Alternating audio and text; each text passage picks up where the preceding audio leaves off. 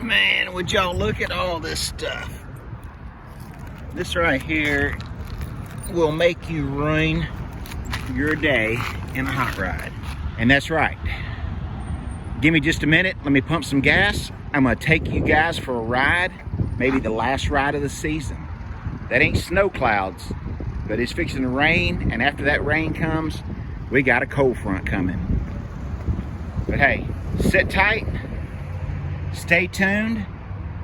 Spanky's Hot Rides and Customs coming back.